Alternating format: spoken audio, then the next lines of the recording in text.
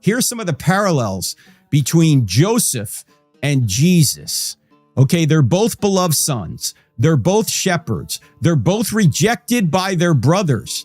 They're both abandoned by 11 brothers or 11 disciples in their greatest hour of need. You know, of course, Joseph is abandoned when he's sold into slavery, and Jesus is abandoned by his disciples when he's nailed to the cross.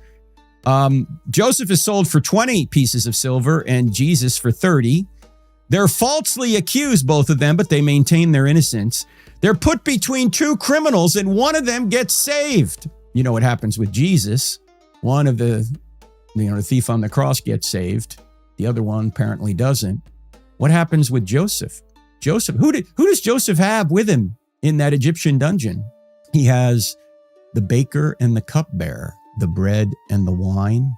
One of them gets saved, and one of them is impaled on a pole, is crucified. An ancient form of crucifixion, impaled on a pole. That's what it says right in the text.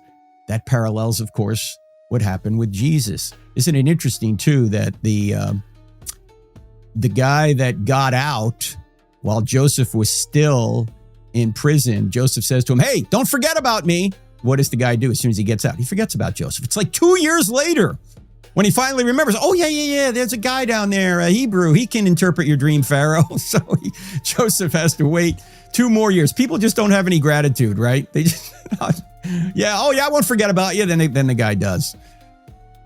All right, then they're both declared alive on the 3rd day. They're exalted to the right hand of the king, right? I mean, Joseph is exalted to the right hand of Pharaoh, and Jesus is exalted to the right hand of the Father. They both forgive and save those who did evil. They both show that God turns evil into good. What you meant for evil, God meant for good, the saving of many lives. And they both prepare a place for those who love him. Joseph provides a place in Goshen, the land of Goshen. We were just there about a week ago in Egypt. Joseph prepares a place for his family who's come from Israel. And of course, Jesus prepares a place for us in heaven. You can't make this stuff up, ladies and gentlemen. Genesis is written 1,400 years prior to Jesus by Moses. Now, there was an editor that came across later and updated some things.